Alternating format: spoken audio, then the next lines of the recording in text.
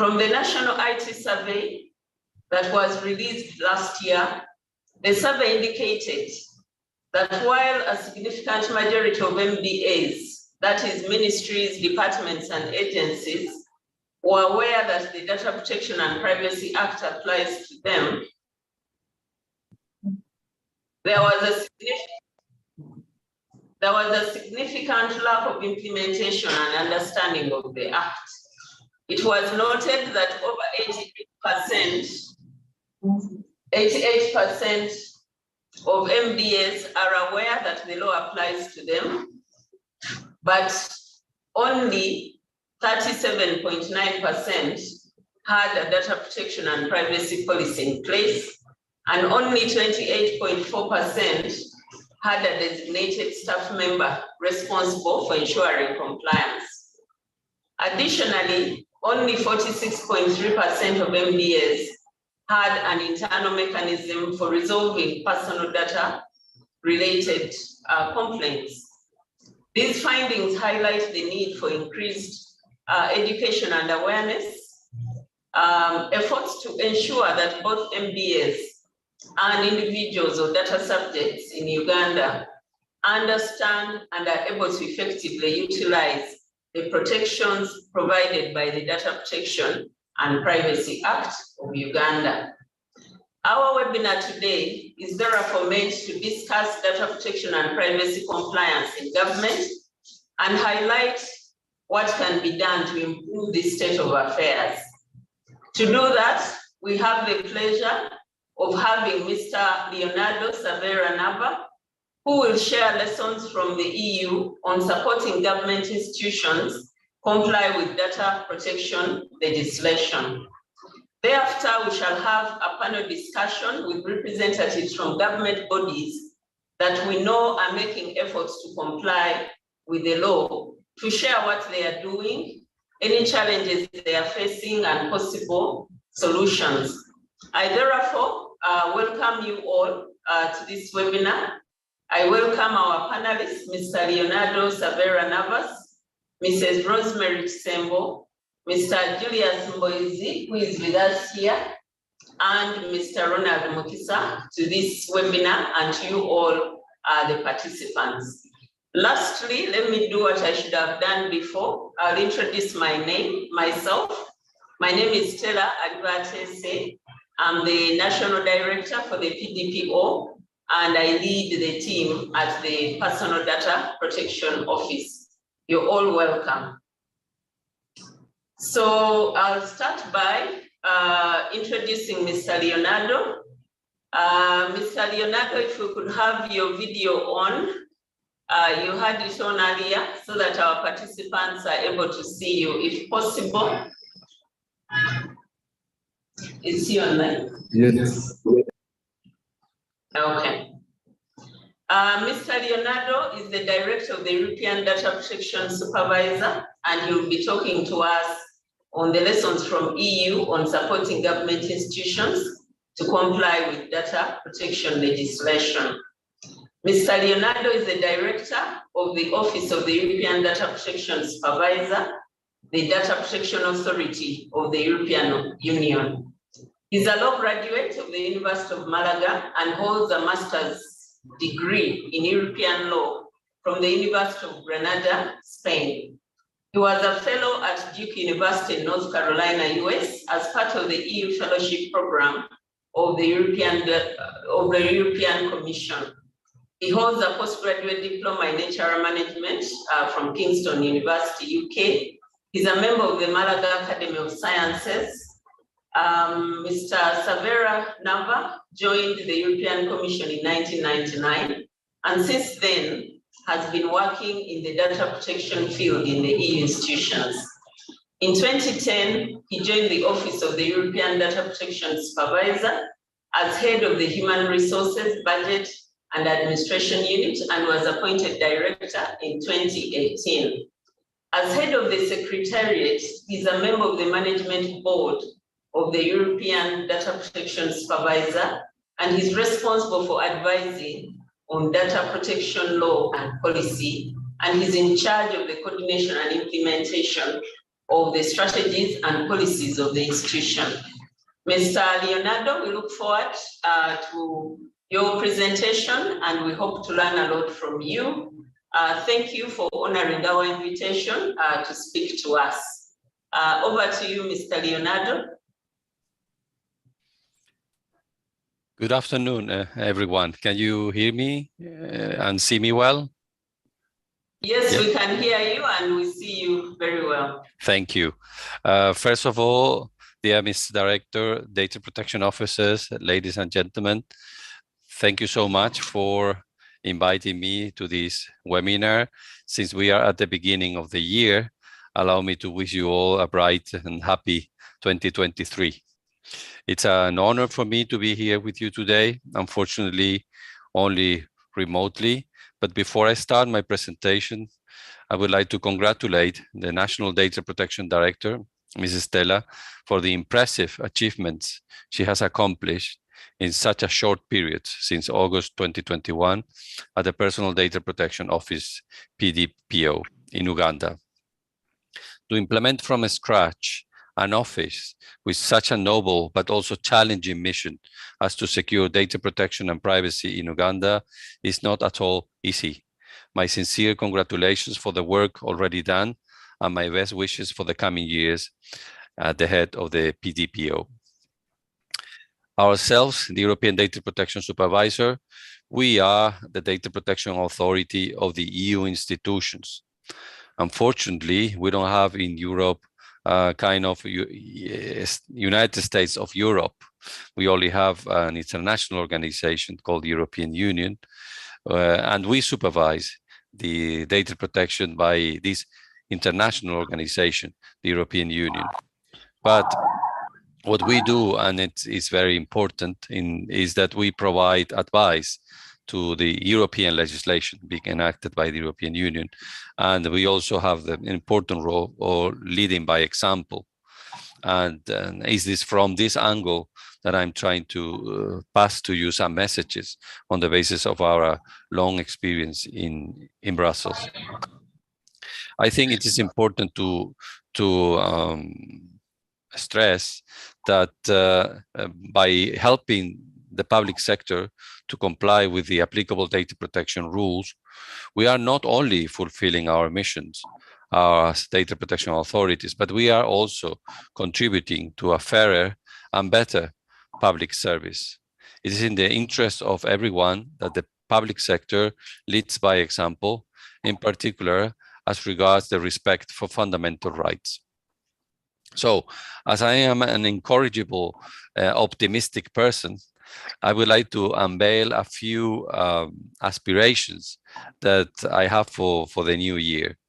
Every year, when we start the year, we all have formulate wishes regarding our personal, professional life. So I would like to share with you 3 professional wishes for 2023 that apply to the European Data Protection Supervisor, but I guess could also apply to other data protection authorities around the world.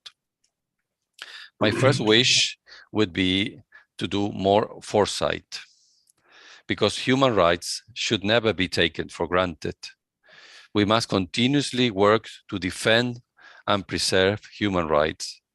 And unfortunately, in recent years, we have observed the fragility of the rule of law and other fundamental values in democratic countries, not only in the European Union, but also in other countries around the world.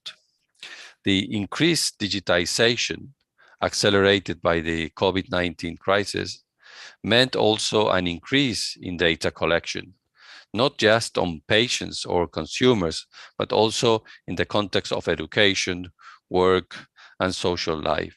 This is a new reality that requires that the data protection community strives to reach a fair balance between the need to ensure public health or other important public interests and the protection of privacy and personal data of individuals. We have to contribute there with an open mind, with a flexible approach, as my former boss, Giovanni Buttarelli, the previous data protection supervisor, used to say, we have to be extremely firm in upholding the principles and values, but extremely flexible when coming to its implementation. Technological advances occurring thanks to human ingenuity and ability to derive insights from experience are nowadays particularly driven by the processing of personal data. The companies that have exploited these technologies have become the most valuable in the world, dominating not only their respective markets, but also global information flows. Consumer choice is now very restricted, and popular services have often not been designed in compliance with data protection rules.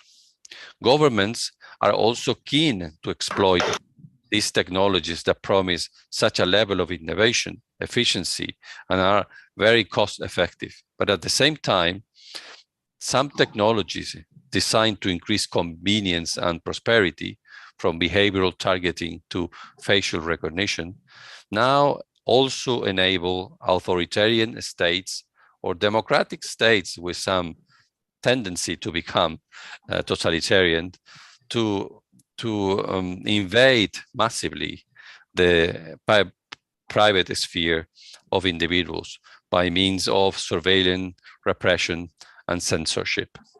This is why data protection authorities need to remain very vigilant and need to be a step ahead, try to identify in advance what will be the trends that will have an impact on society and data protection. We should be committed to apply foresight to our activities, anticipating to the extent possible those trends that will be affecting our citizens. We have to help people to understand, our citizens, we have to help them to understand the impact of the design, evolution, risk, and deployment of digital technologies on the fundamental rights to privacy and data protection. It is not always, but often forgotten that the data protection system concerns both rights and obligations.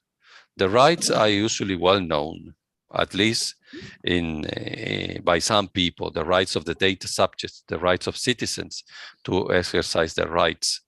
This is relatively well known. Not everybody knows about these things. We have to continue doing awareness raising, but in the European Union nowadays, there's a high level of knowledge about these rights. What it is not so well known is that the data protection system builds also on obligations. And these obligations are on those processing the personal data, corporations, private companies, and also government bodies and agencies. Is by compliance with these obligations and not necessarily by citizens exercising their rights that we achieve a high level of data protection in our societies. So this it is very important to stress that we should not expect citizens to exercise their rights. What we should primarily is expect public actors, leading by example, and corporations to protect data protection proactively, so citizens do not need to exercise their rights. In any case, it is super important that data protection authorities apply this foresight and try to think ahead of what is coming. And a good example of this, very modest, but we do as much as we can with our resources, is the foresight that we do from the EDPS, which is branded with a name called Tech Sonar. And you can subscribe to the newsletter of the European Data Protection Supervisor, and you will be regularly getting this Tech Sonar and some documents we are publishing about it. So in this Tech Sonar, what we do is that we analyze new technologies that are coming soon, and then we give some advice how to prepare for these new technologies. The second wish moving on with this wish list that I mentioned at the beginning of my presentation. My second wish for 2023 is action to an effective enforcement. The European Data Protection Supervisor, of course, issues guidelines and opinions and advice, but increasingly we have been focusing on enforcement. Why enforcement?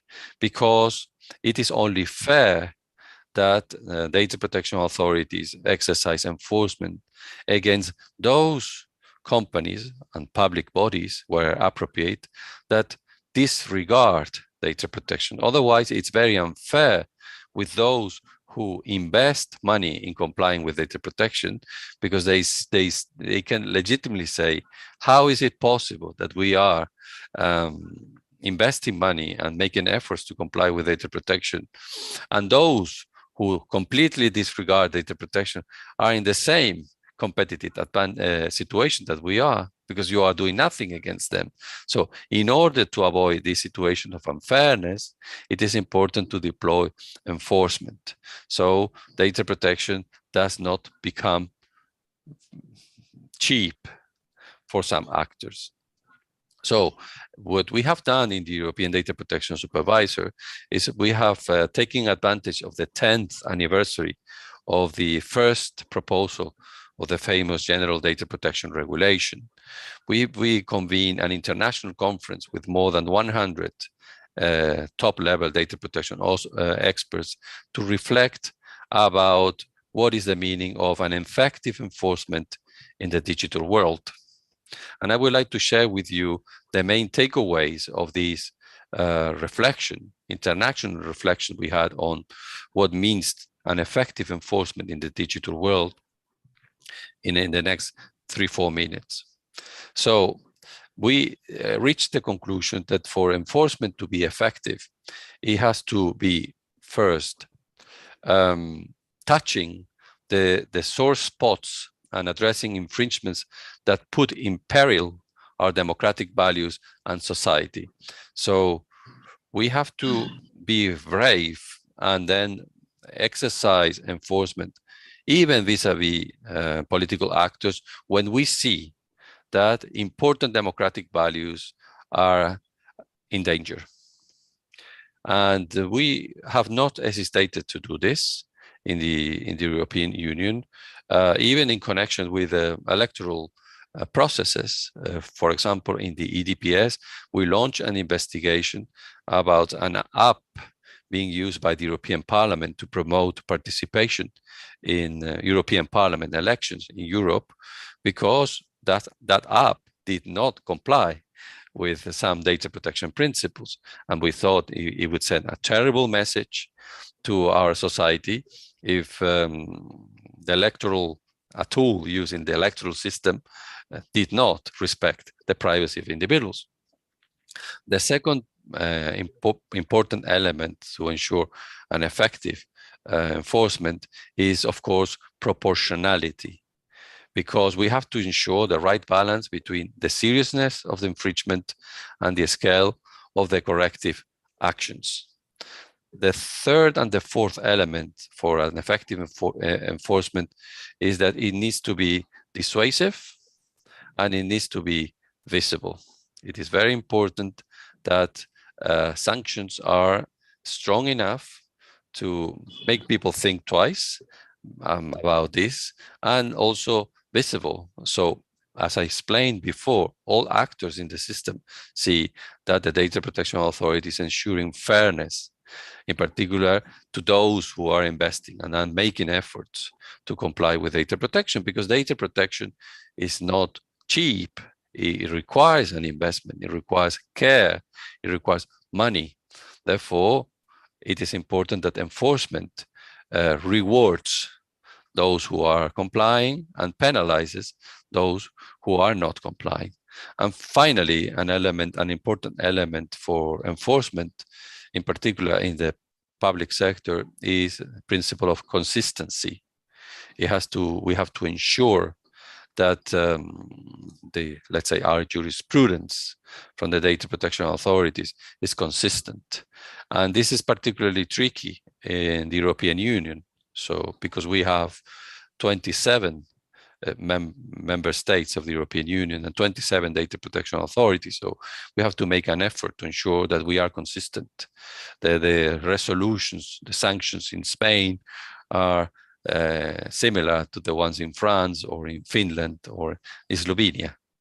So this is something we have done in 2022 that we will try to apply now in 2023 with some enforcement actions. I don't want to be too long, so I will just refer to an EDPS investigation we are conducting on the use of cloud-based services. So we have currently challenging the terms of service from some powerful software providers that we think compromise the role of the EU institutions, the public administration of the EU, as controllers, and the interests of our citizens to have a strong data protection. Our investigation is still ongoing, but we hope to be able to share our conclusions with you in the near future. And we think that these conclusions of ours will be very helpful for many data protection authorities in the world, because you are also, your public administration is using the same international service providers that we are using in the European Union, and the shortcomings of the contracts that these international service providers kind of impose on companies and public administrations are the same everywhere. So the work that we will be doing will be beneficial, we hope, for many data protection authorities and many citizens around the world. And my third and last wish for 2023, and I think this is probably the most important one, or at least the one I like the most, is more solidarity. Because solidarity echoes our strong belief that justice requires privacy to be safeguarded for everyone. Data protection is a fundamental right that should be ensured not only in the European Union, but in all continents. Everywhere where there is a human being, the protection of his or her dignity and his or her privacy must be upheld. So we have to ensure that processing of personal data, it is done in a responsible and sustainable way, impacting positively the life of individuals, because we tend to forget that the ultimate role of the state is to empower individuals, not to weaken them.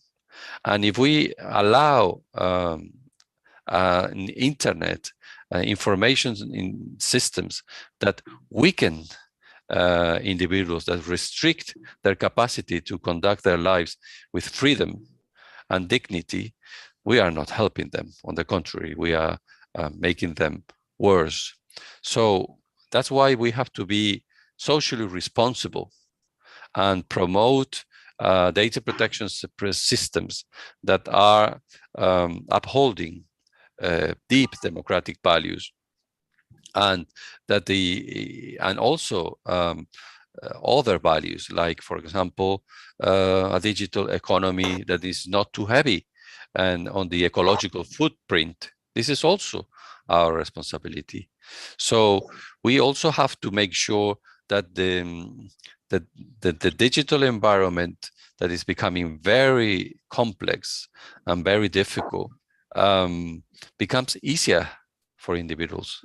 So they, as I said at the beginning, that the companies themselves comply with the law, and we don't put the burden on individuals on defending their rights.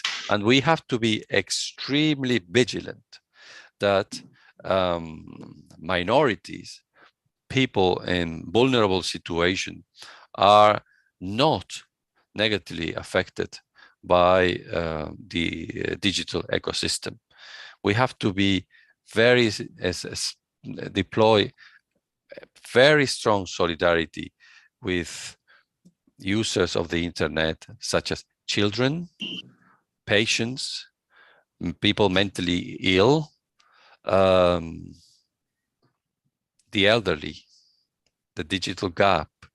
These people really, really deserve solidarity from all of us and a special attention from data protection authorities. And these people are often, unfortunately, forgotten in this race for technological innovation, profits, and so on. So, in conclusion, and to summarize, I have mentioned 3 wishes for 2023: foresight, action, and solidarity, that I hope kind of summarize the strategy and the goals of a data protection authority in Europe, like the European Data Protection Supervisor. I don't know to what extent these wishes will echo in Uganda or in Africa in general, but I do hope that they do echo over there, because the protection of human beings is exactly the same, no matter nationality, race, or religious belief. People need to be protected, and their dignity needs to be protected exactly in the same way. So this is from this perspective that data protection becomes a cornerstone of freedom and democracy. And it's not by coincidence that you will see that you will never find data protection in totalitarian regimes. There, data protection has no space, because it's completely opposed to them, their idea of society, which is totalitarian. On the contrary, where you see a strong democratic society, you will always see a strong data protection. So they are very close friends. So as the Lake Victoria is a source of life and inspiration, being the largest freshwater lake in Africa, I hope that the PDPO will be equally significant in the realm of guidance and enforcement of data protection and human rights in Uganda. I thank you very much for honoring me with this invitation, for your kind attention. And of course, I remain at your disposal if you have any questions to me. Thank you very much. Thank you very much, Mr. Saveras. We truly enjoyed that talk. For me, my notepad is full. Some of the things I know are critical to us that you've mentioned that we need to focus on is ensuring compliance by the data controllers, whether in the private or public space. I liked that EDPS does look out for new technology and makes an effort to analyze these new technologies and provide guidance. Then I think one of the things that stood out for me is action and effective enforcement. Of course, as we go on to discuss, we'll be able to unpack, or we'll attempt to unpack, how we can do that within our own ecosystem. We have about 5 to 10 minutes for questions. You can put up your hand, or if we have any questions in the room, Mr. Savera will be able to answer them. Please put up your hand if you have a question. Okay, I see one hand up from Mr. Daniel Baitwababo. If you could please unmute Mr. Daniel to ask his question.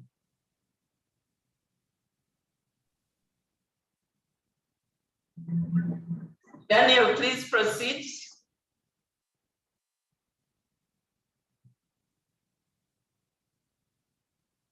Daniel, we can hear from Mr. Godswill in the meantime, if Daniel is not ready.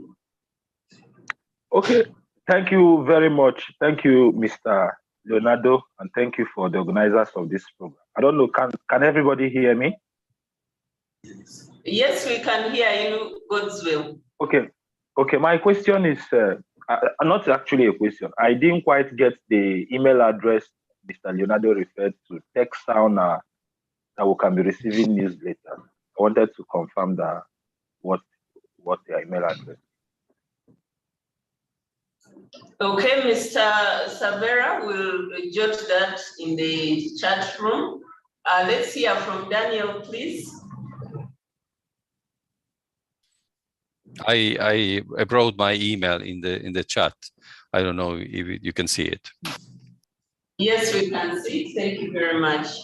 Can we hear from Daniel, please?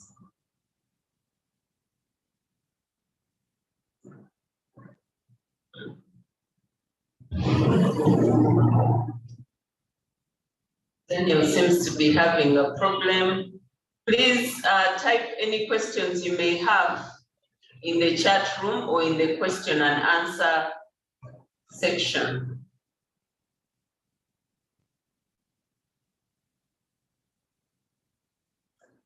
Okay, as we wait for Daniel and the other questions, my question to you, Mr. Leonardo, is related to the action and effective enforcement. Do you have any cases where action was being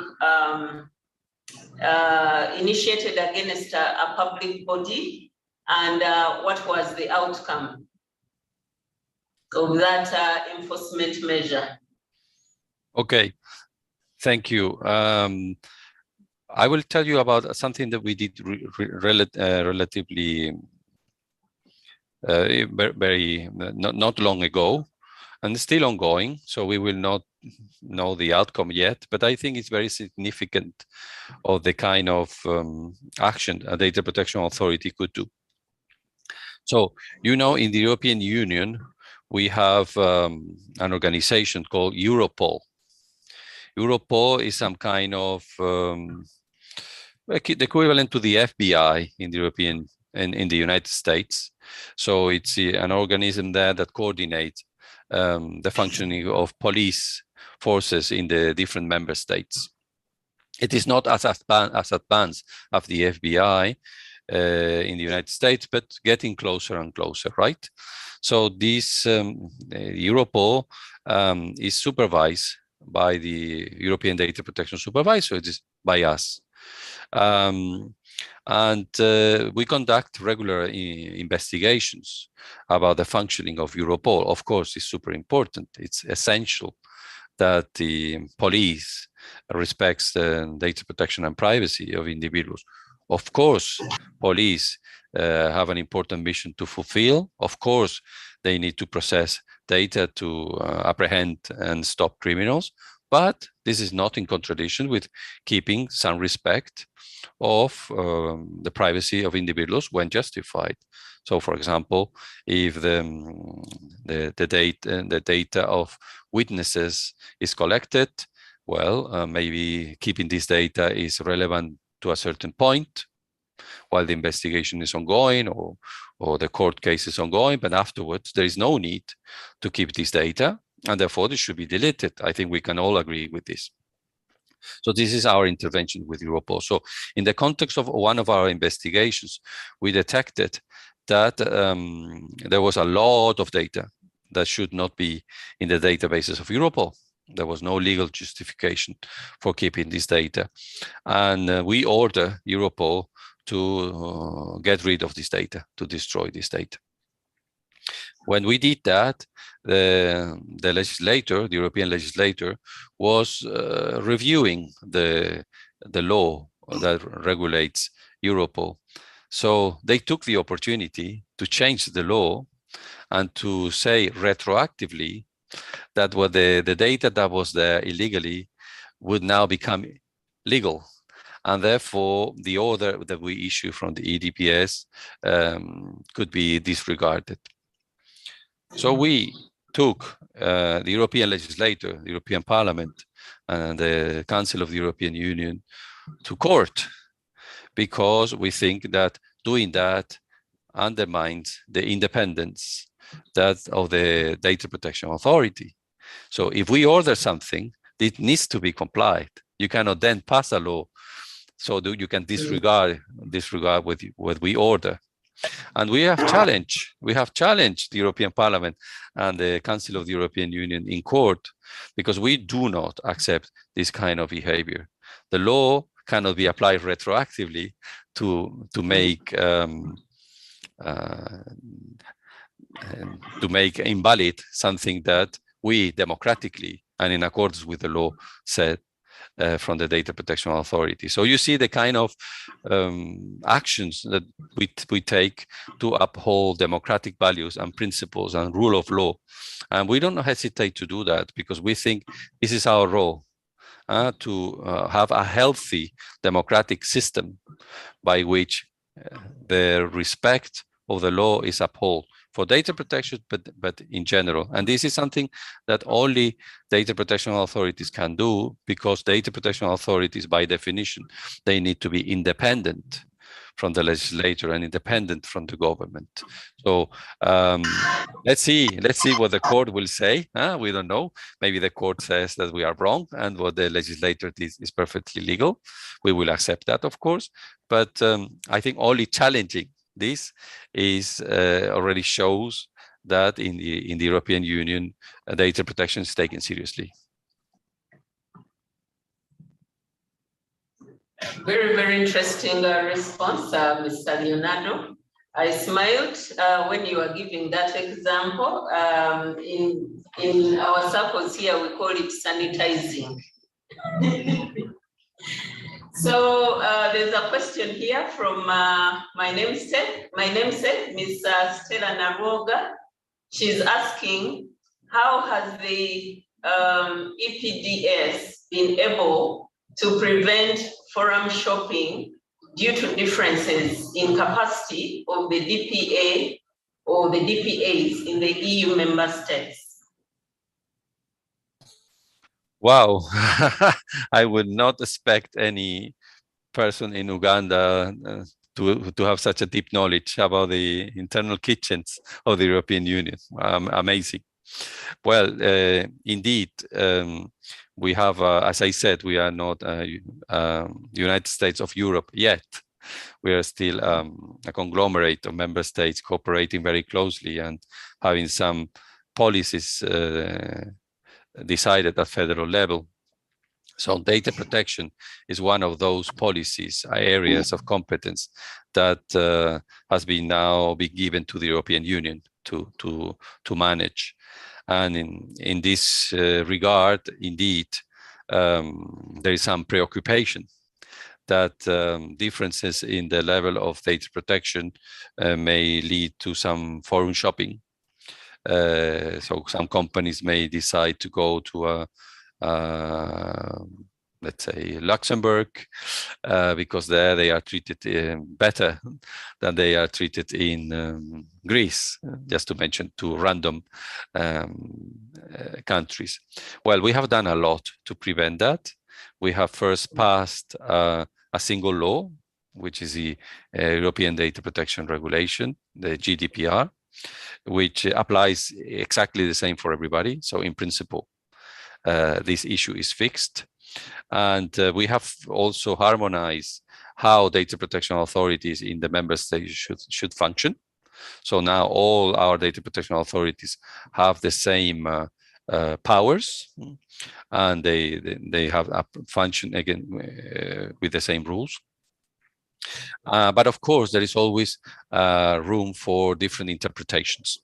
And that's why we have created a body that coordinates and ensure consistency in the implementation of our regulation, which is the European Data Protection Board. That is referred in the question. This body, the European body, to which the European Data Protection Supervisor provides the Secretariat, meets regularly, often almost every month, and often more frequently, both online and offline. And it is in this European Data Protection Board where we make sure that this forum shopping does not happen.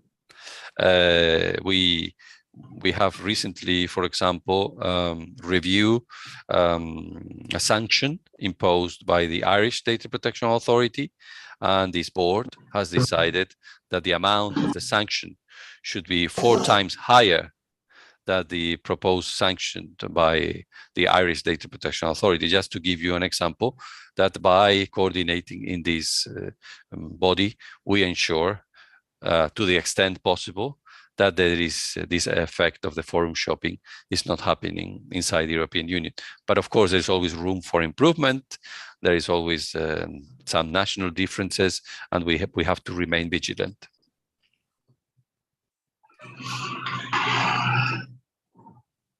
Okay, thank you for those responses.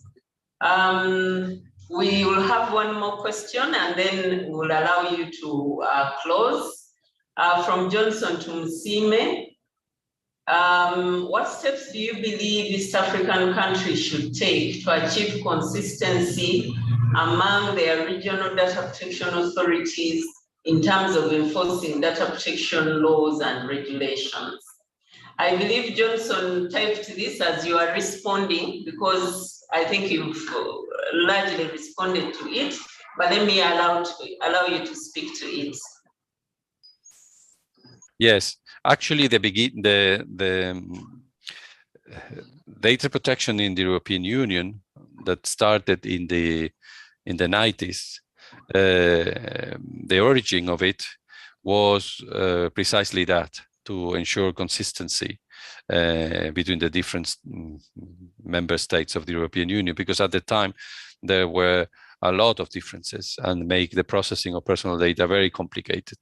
Because if you had a company, let's say established in France, that wants to open a branch in Madrid, in Spain, and then the regime for processing personal data was different, it was very complicated to run business to start with, and also could lead to data not being able to flow between both countries, because the French Data Protection Authority could have said at the time, before Europe intervened, no, the data in Spain is not secure, just to say something. No, so that was the origin of the European Union stepping in on this in the 90s. So we started with softer legislation, what we call in our jargon a directive, which impose an obligation of results, but leaves member states some margin of maneuver to organize the things.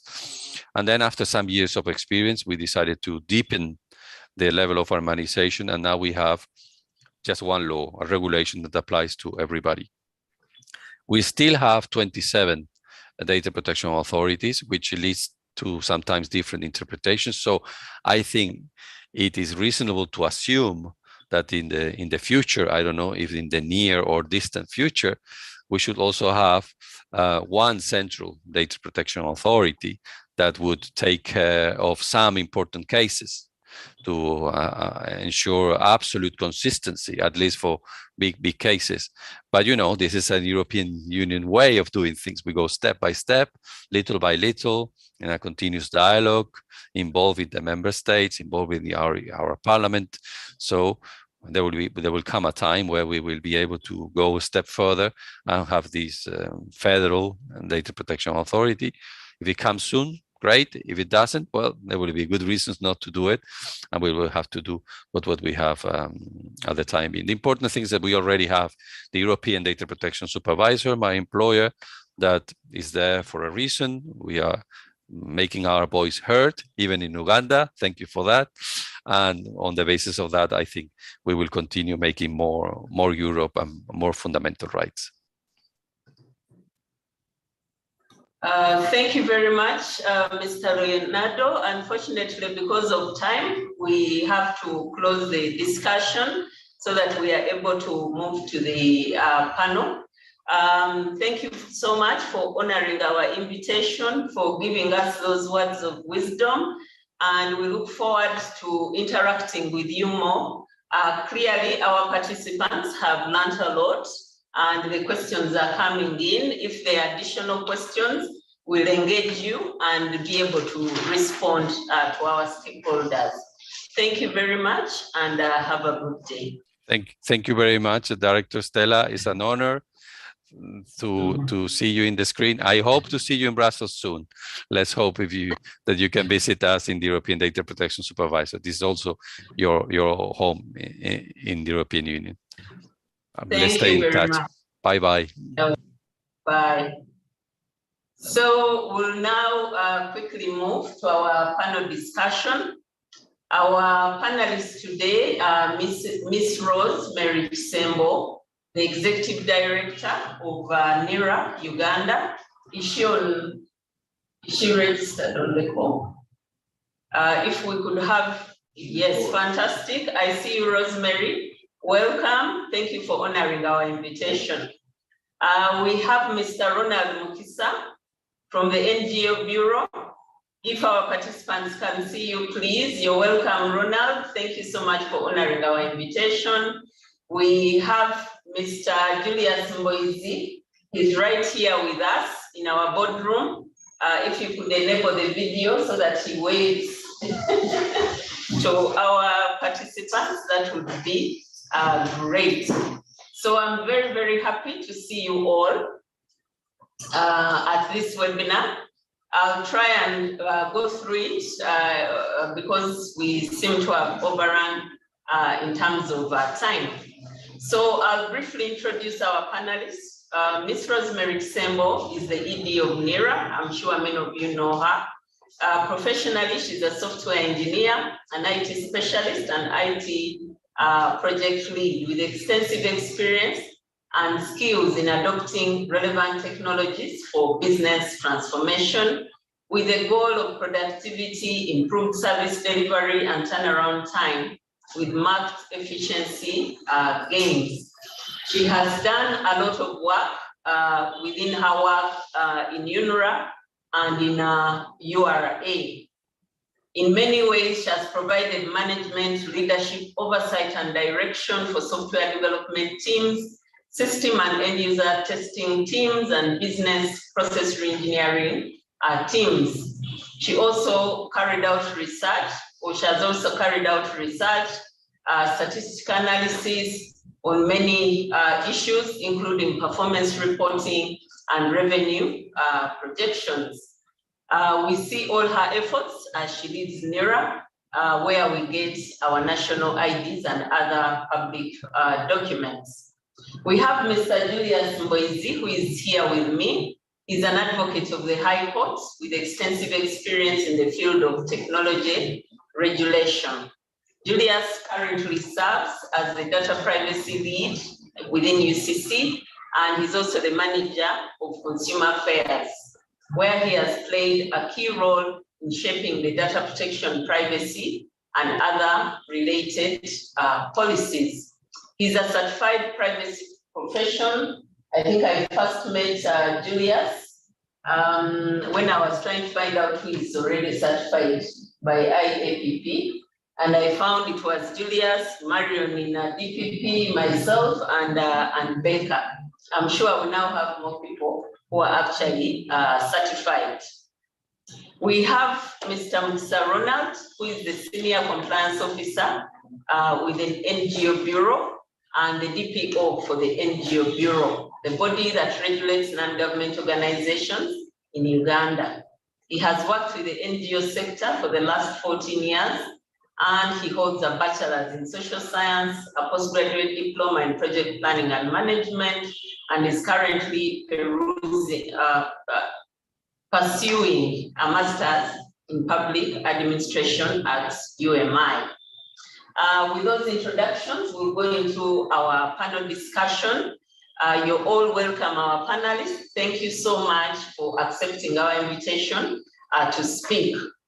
When I was starting the webinar, I'm not sure whether my sister Rosemary was here, but I indicated that in addition to the lessons that we were expecting from Mr. Leonardo, we also wanted to hear from those government bodies that we know are making efforts to comply with the law so that others can learn from that, or even our data subjects can know what these organizations are doing right. So, Ms. Kisembo, Your question is, national registries such as NIRA collect, store, and manage personal data on a large scale to serve public interest goals, such as enabling the delivery of public services. However, such registries may be vulnerable to cyber attacks or other security breaches. What security measures are in place in NIRA to prevent or mitigate such threats? Over to you, Rosemary. Thank you very much, Stella. Thank you for the opportunity to speak into data protection and privacy.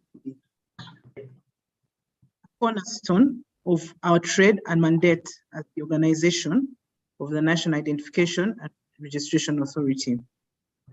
We house 26 million registered Ugandans, 26.2, I think, which in effect means something like 350 million fingerprints, 30 million faces.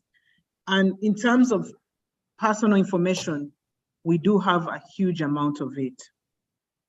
But the question is slightly different. What are the cybersecurity measures in place to protect such data?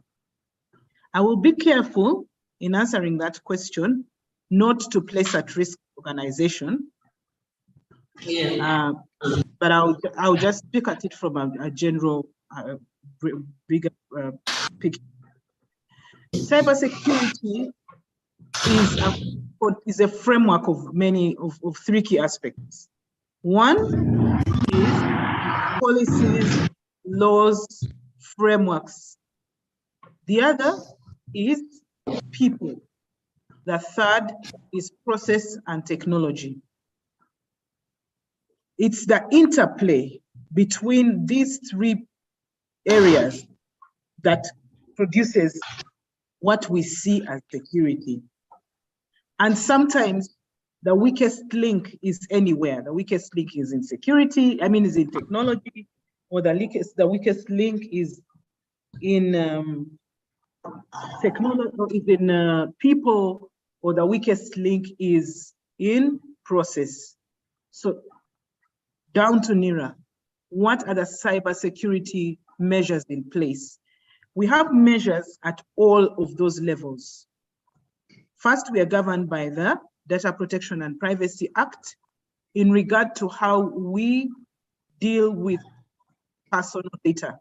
In order for you to receive personal data from us, you must either be the owner or you must grant consent. Sometimes we don't realize we are granting consent, like when we sign documents with so many small letters. In some of them, we grant consent without realizing, and therefore provide us be a risk to our own selves. However, the law is a first and major backbone to our cybersecurity strategy. The second thing that we have in place is a policy, the data protection policy. We have a policy in place that defines how we need to interact as staff, as third-party subcontractors with data, personal data at the organization. So that one is also in place to address issues concerning cybersecurity. The other issue is procedure. We have put in place standard operating procedures to guide how do we handle personal data. With simple procedures like memorandum of understandings with everybody who is to connect to personal data. We must require that memorandum of understanding, encryption of such of verification, digital signing, and all those issues. So in essence, we have in place a mechanism that is not only on paper, but from a technology perspective, speaks to cybersecurity. Then we look at the technology. I will not speak into the technologies that we have in place, but technology is multi-layered. I will just speak to the levels. There is application technology, there is database technology, there is network technology, there is storage technology that is in place to whatever extent is possible within the budgets that are available to us to protect personal data. Are we where we should be? No. Are we somewhere? Yes. So in terms of cybersecurity, we look at it holistically. That said, I want to take this opportunity to say that our greatest risk to personal data is we ourselves, human beings. Human beings, I keep telling people that I'm amazed at how much information we give away when we are at the front desk of someone's office. They ask you, what is your name? You put your name. Give us your ID number, you put your ID number. In so doing, you have volunteered a lot of personal data in a place that you're not sure of. So the organization plays a role, but I want to take this opportunity to highlight that that role is best supported by the owner of personal data. What are you doing to protect your personal data? Thank you very much. Thank you very much, Rosemary, for that response. I agree with you that you couldn't go into the detail, but I think you've done it in such a way that we fairly understand some of the measures that NIRA is taking to make sure that this data is protected. Ronald, how do you ensure that the NGO Bureau employees who handle personal data are trained on their responsibilities and the importance of data protection and privacy? Because I know interfacing with the NGO Bureau, because of your registration mechanisms, you hold a lot of data, especially that belonging to the directors and founders of the various NGOs that operate in Uganda. Ronald? Thank you. Hello, can you hear me now? Hello? Yes, we can hear you. Yes, good afternoon, Stella, and thank you for the opportunity and thank you for the invitation. And on behalf of the Bureau, Happy New Year to you all. The question is very simple.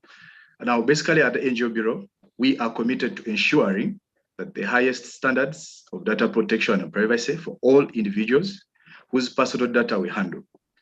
To that end, we have put in place a comprehensive training plan to ensure that all employees who handle personal data are fully aware of their responsibilities and the importance of protecting personal data.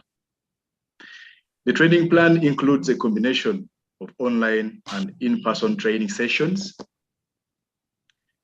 which are tailored to the specific role or roles and responsibilities of each employee. At the same time, the training sessions cover topics such as data protection laws and regulations, best practices for handling data, for handling personal data, and the potential consequences of non-compliance. These online training sessions are mandatory for all employees and accessible at any time, but ensure that the employees can complete the training at their own pace. In addition to that, the online training, we also conduct regular in-person training sessions, which provide employees with the opportunity to ask questions and receive more detailed explanations about the topics covered. These in-person training sessions are led by the dedicated data protection officer, which is me, and other experts in the field of data protection and privacy from the Personal Data Protection Office. Stella, if you may remember, we called upon you to come to the NGO Bureau to really tell the staff the importance of data protection. And we continue to liaise with your office, that is the Data Protection Office, to be able to really understand very well the regulations of the data protection. We also have a dedicated Personal Data Protection Officer who is responsible for monitoring the implementation of our data protection policies and procedures. And the DPO is available to provide guidance and support to employees, as well as to ensure that they are aware of their responsibilities under the data protection laws and regulations. Additionally, we have strict policies and procedures in place to ensure that personal data is handled in a secure and confidential manner.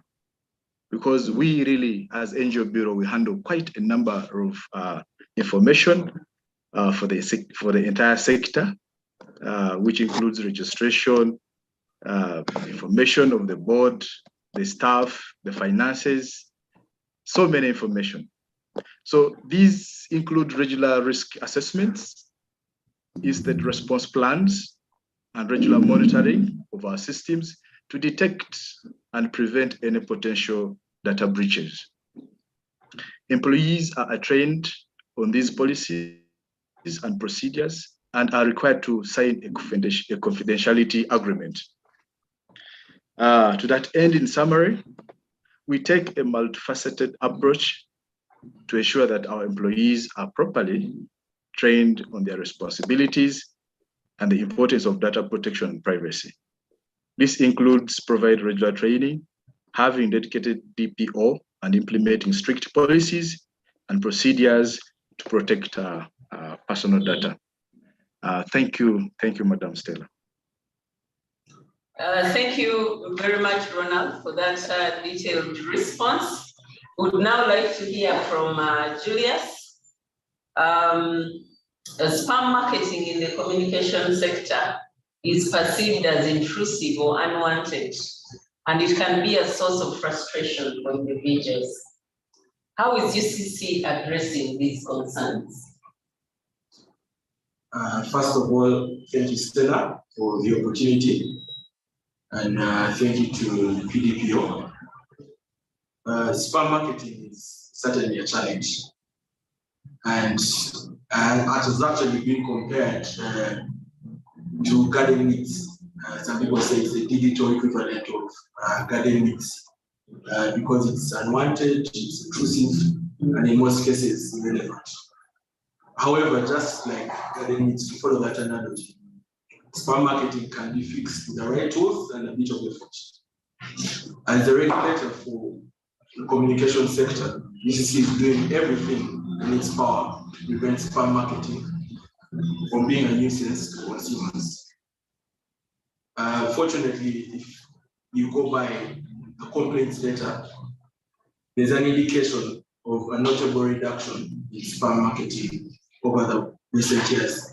And we believe this is a result of deliberate efforts, including adoption of new technologies, filtering technologies by some of the communication companies, collaboration with entities like PDPO, as well as the introduction of effective regulation and legislation like the Data Protection and Privacy Act of 2019 and the UCC Text and Multimedia Messaging Regulations 2019 and the UCC Consumer Protection Regulations 2019 to combat the issue.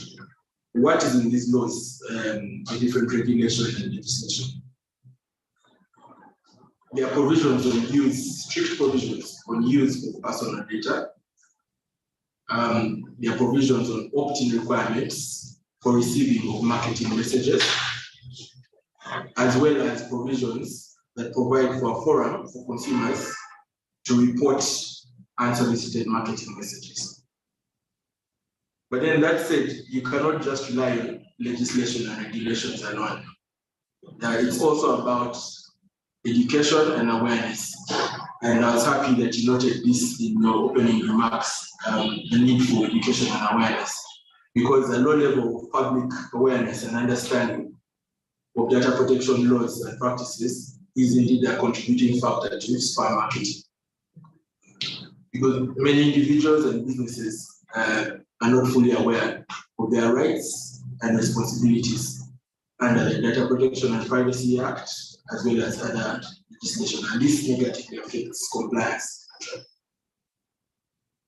So to that end, GCC is working with other organizations to raise awareness about how to spot and report marketing spam. We are continuously educating consumers and businesses on their rights and responsibilities under different laws. And we believe that through increased sensitization, number one, collaborations and partnerships with private and public sector partners, as well as stronger enforcement. And I'm happy to hear this coming through again in both your remarks, Stella, and Leonardo's remarks. Enforcement of the law, we believe we can combat spam marketing and help to improve overall compliance with the privacy. Okay, thank you very much, Julius, for that elaborate response. I think as we create more awareness, definitely we still have a lot of work to do. When you look at the NITA-U IT survey that was done, the level of awareness within our communities on data protection and privacy issues is very low. And sometimes, yes, organizations may be complying, but you find that if the data subjects also take up the enforcement of their rights, it actually makes it easier for us as regulators to support those processes. I'm coming back to you, Rosemary. How do you handle privacy complaints and requests from individuals, including the right to access, rectifying records, or erasing personal data? Thank you very much, Stella, once again.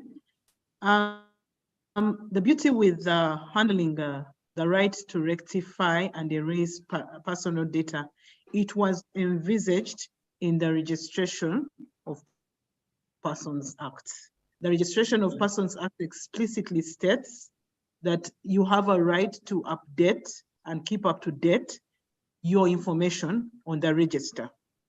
So the provisions of the law are sufficient in terms of allowing you to do so.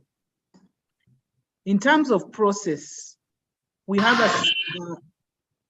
a standard operating procedure that is specific to change of particulars regarding, because in essence, that means you are updating, you are changing certain particulars that we already have on the register, and we are, you are informing us of new ones.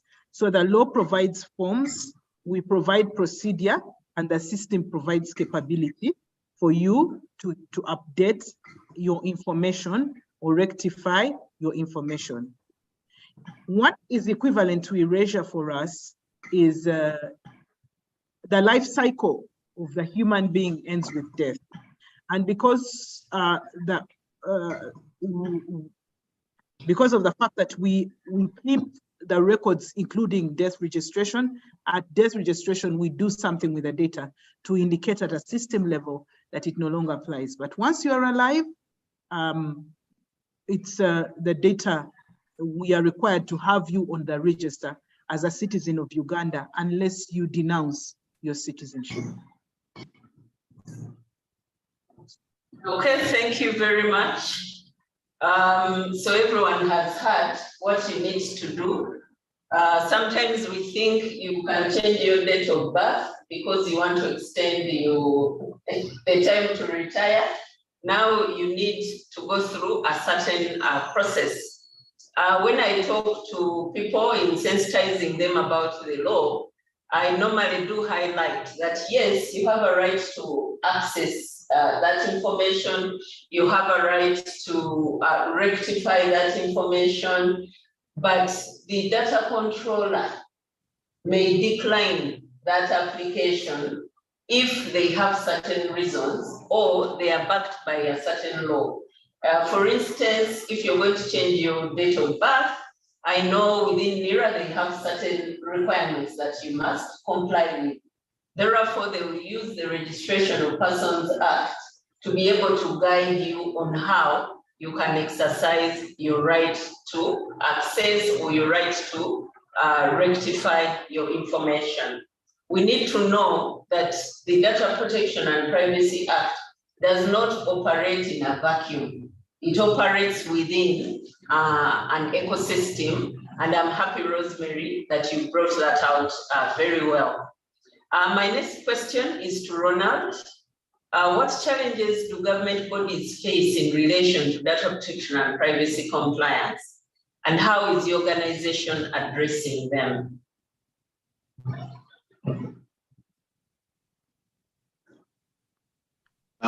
Thank you once again, Stella. And thank you for inviting the NGO Bureau in this webinar. Now, the NGO Bureau definitely faces a number of challenges like other government agencies. But all in all, that government bodies face a wide range of challenges in relation to data protection and privacy compliance. Some of the common challenges may include that may maybe cut across all government agencies, may include one, keeping up with the challenge, keeping up with the changing laws and regulations. This is very critical because government bodies are subject to a variety of data protection and privacy laws and regulations, both at the national and international.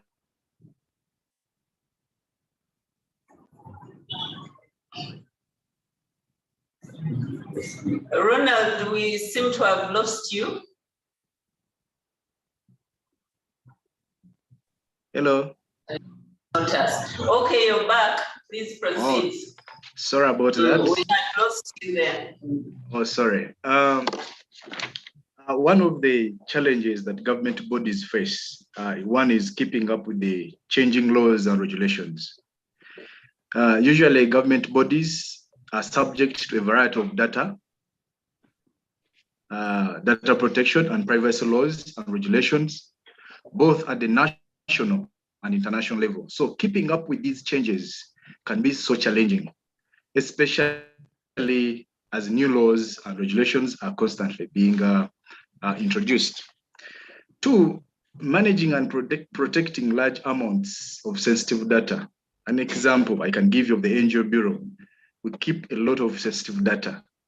So most of the government bodies often handle large amounts of sensitive personal data, such as information about, maybe, for example, in the case of NGO Bureau, the NGOs for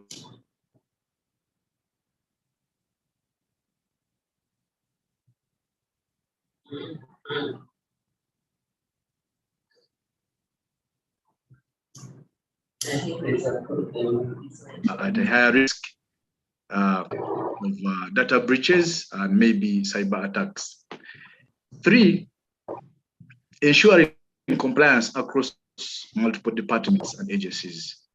You know, government bodies often consist of multiple departments and agencies, each with a different autonomy, which can make it very difficult to ensure compliance across the entire maybe government agency. So this is quite a very big challenge, and it's very critical and cuts across most of the government bodies. Four, you know, government bodies work with the public. So balancing public interest with personal data protection is also a challenge. These government bodies are under a public duty to provide certain services and information to citizens, but they also have the responsibility to protect personal data. So balancing these conflict requirements can be very challenging. So basically, those are some of the four challenges regarding government bodies in Data Protection and Privacy Act. However, to address these challenges, in case for the NGO Bureau as an entity, we have implemented a number of measures. One, we have a dedicated team of data protection and privacy experts who are responsible for monitoring and interpreting data protection laws and regulations, and for ensuring that the the NGO Bureau is compliant with all relevant regulations. We have also implemented robust security measures, including firewalls, intrusion detections, and inscription to protect personal data from unauthorized access and breaches. Three, we have established a centralized data protection privacy function that is responsible for ensuring compliance across all departments and agencies. And that is what we call the data management unit, and that is its mandate. We also have a clear data protection policy, privacy policy, that sets out the procedures and protocols that must be followed to ensure compliance with the regulations, with the laws and regulations. We also provide regular trainings to all employees on data protection and privacy matters. We have a DPO who is responsible for monitoring the implementation of the data protection policies and procedures and providing guidance and support to employees. Without forgetting, always seeking guidance from the Data Protection Office in case there is need or in case we need to have a clarity. We also have a process for risk assessment and incident response management to identify and mitigate potential risks that may arise to ensure that we are prepared to respond on any instance. Therefore, to sum up it all, the NGO Bureau is aware of the challenges that the government bodies face in relation to data protection and privacy compliance, and we have implemented a number of measures to address them. We continuously monitor and evaluate effectiveness of our data protection and privacy policies, procedures, and protocols to really ensure that they are up to date and appropriate to protect personal data while also fulfilling the public interest. Since the NGO Bureau is a regulator, regulating the entire sector, so the NGO Bureau usually collects a number of information. So in that aspect, we really need to have that in place, without forgetting the guidance usually that we get from the Personal Data Protection Office. Thank you so much, Stella. Back to you. Thank you very much, Ronald. My question to Julius is regulators may collect personal data for various purposes, and I think that has been ably demonstrated by Ronald. How does UCC ensure such functions are implemented in accordance with the Data Protection and Privacy Act? Thank you, Stella. So as a regulator for the communication sector in Uganda, there are three broad categories of data or reasons why UCC collects personal data. The first is to perform its statutory or regulatory functions. So that includes things like licensing or processing license applications, consumer complaints, trying to resolve consumer complaints, and investigations. The second is for administrative purposes. Like any other organization, UCC has employees and service providers, which is to conduct its day-to-day operations. And so this inevitably involves collection of some personal data. And the final one is to comply with legal obligations. So this could be for tax or for law enforcement purposes. The exact nature of personal data collected will depend on the purpose and the context, and includes things like the name, phone number, email address, bank details, and so on. But this collection, this process of collection and use and storage of data, we ensure it's conducted in line with the Data Protection and Privacy Act. And UCC has in place robust security measures to protect personal data that it collects and processes, from any unauthorized use, access, or disclosure. Some of these have been explained and they're similar with both the NGO Bureau and NERA. But some of the policies that we have put in place include a corporate cybersecurity framework, we have an enterprise risk management framework, we have a records management policy, corporate ICT policy, and among others. So sometimes we are inevitably required to share some of this information with third parties, but we have to ensure that it is shared in accordance with the law. Some of these include, for example, communication service providers in cases where we are trying to resolve complaints, and that is provided in the law. Police and law enforcement agencies when undertaking investigations where we are legally obliged to do so. We might work with other regulators or government institutions like the Bank of Uganda when dealing with mobile money complaints. There's also the Inspectorate of Government in cases of wealth declaration for employees. And finally, with third parties who process data on our behalf or under our instructions, consultants, and other such providers. The key takeaway from this is that it has to be in line with the law. You have to have in place in the data processing agreements, cases where you're dealing with other entities, the processor, or there has to be a legal obligation that you can fall back to and rely on. You can't just share this information. How long does this keep personal data? Under the law, there's a requirement that personal data should be no longer than is necessary.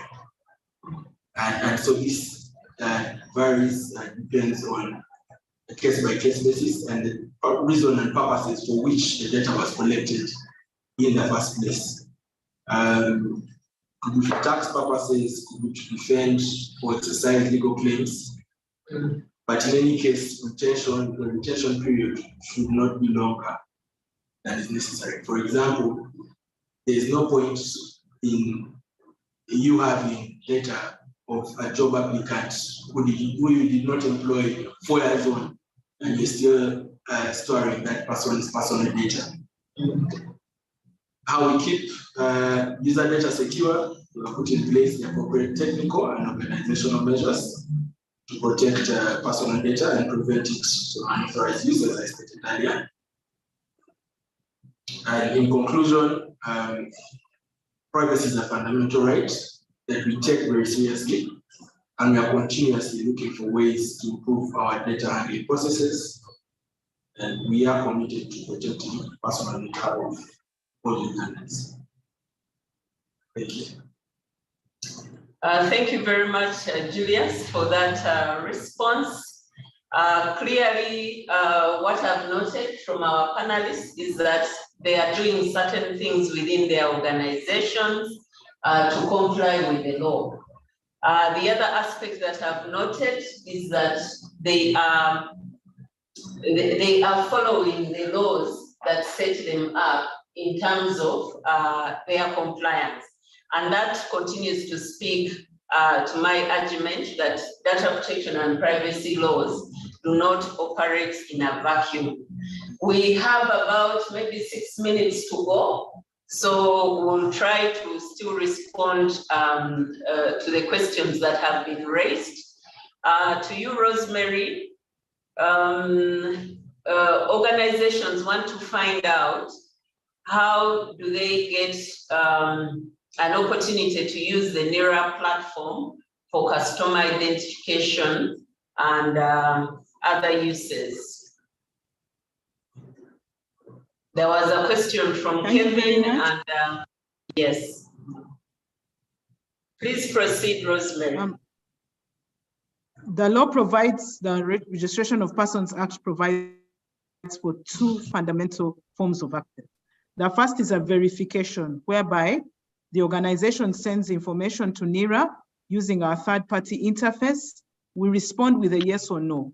You send details, we don't add anything, we don't tell you this is misspelled, or we just simply say yes or no, meaning you provide the information. If it's correct, we say yes. If it's wrong, we say no. That is one form. The second form is access and use. In access and use, you must have consent. I repeat, you must have consent, because in access and use, we provide information. We provide biodata, and in some cases, biometrics. Therefore, for us to provide biodata and biometrics, you must have consent from the data owner. As such, as much as we have, sorry?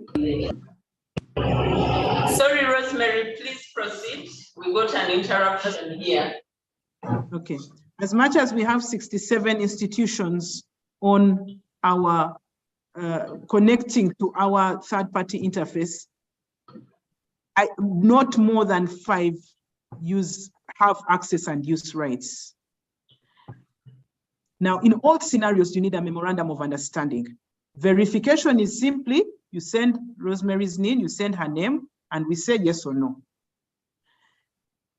Access and use, you ask, you submit to us evidence of consent, and we give you access to biodata and or biometrics, depending on the consent provided.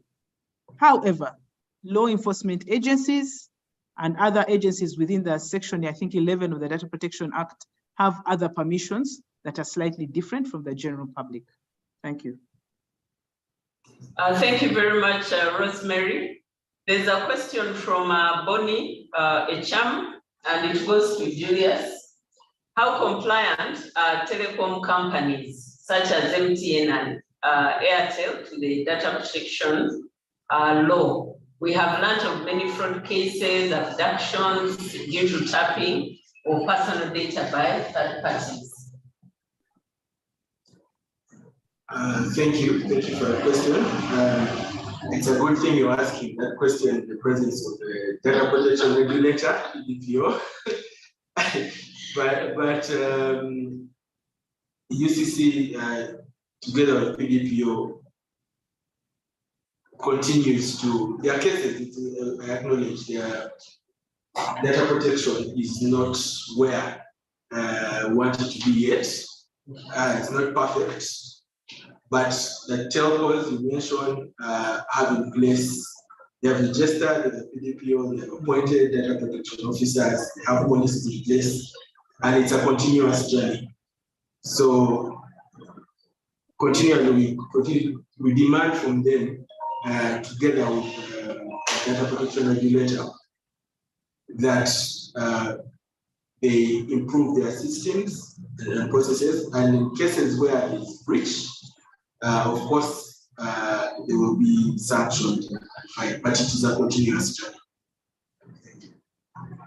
Okay, thank you very much, Julius. That question, I think, should have been answered by me, but now I'm the moderator, so I can't respond. But as you indicated, there are efforts that are being made by these organizations. They've registered, they have privacy policies, they have data protection officers. We've done assessments on these companies, but obviously, yes, you can put everything in place, but then maybe a staff member breaches, the security standards. But efforts, we are implementing certain measures, and we are working closely with UCC.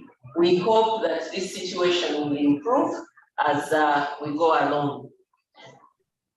There are still many questions. Let me see. So now I have to almost cherry pick what to respond to.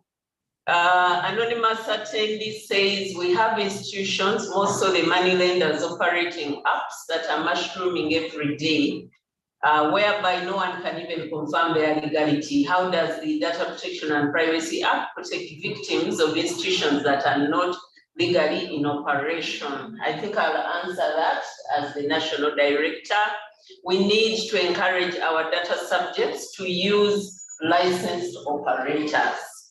When you use a licensed company or a licensed operator, you have somewhere to go when you defrauded or when something goes wrong.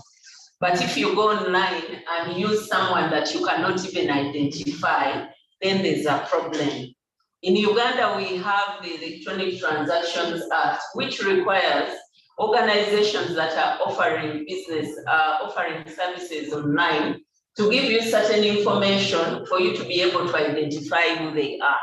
Their name, their registered address, the law applicable. In some cases, even the law applicable is not the Ugandan law.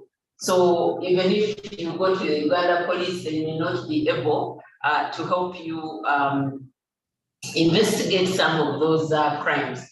So as has been highlighted, I think Rosemary talked about it, Julius talked about it, Mr. Leonardo talked about it. Even us as individuals, we have a role to play in terms of protecting our privacy. I'll go to the chat. Those were largely the questions in the question and answer. There's a question from Stella.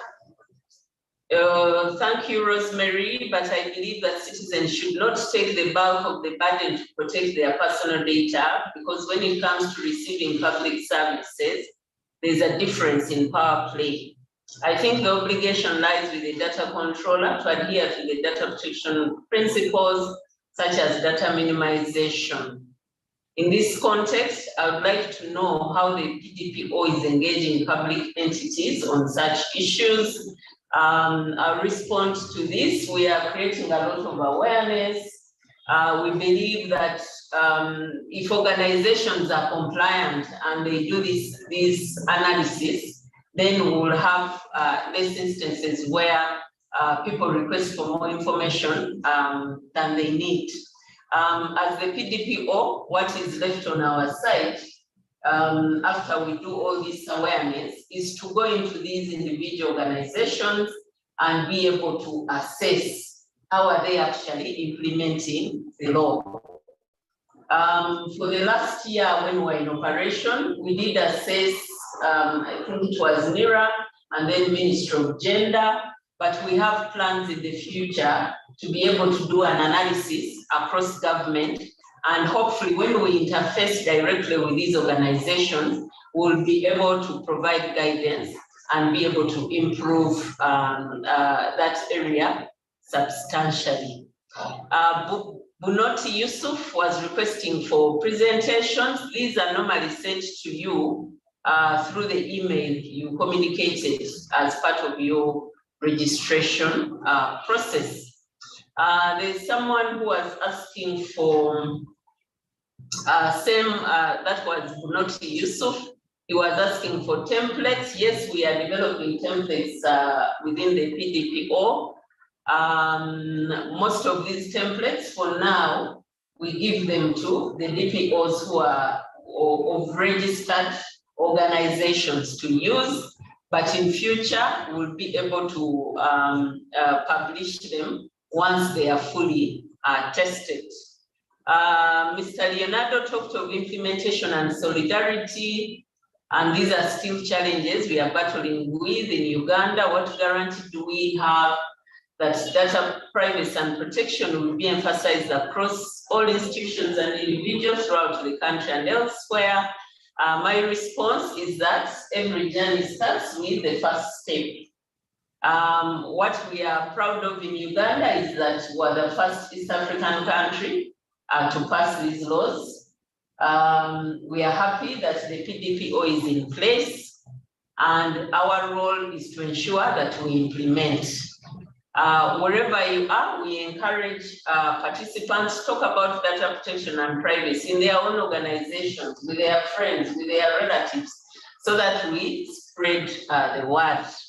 The beauty is we've started on this journey, and hopefully we'll have better compliance as we go along in implementing the law. The last question from Mr. Yusuf was that we have institutions, more so the money lenders operating. No, I think I answered that question. I think basically those were the questions that we had. Unfortunately, because of lack of time, we are not able to continue any further. Allow me to thank our panelists for honoring our invitation, sparing over 1.5 hours for them to be here with us. A special gratitude to my sister Rosemary, who I know is on the road, but has had to park somewhere to be able to attend to these questions. We are very, very grateful. Lastly, to our participants, we are always happy to see you. Thank you for attending these webinars.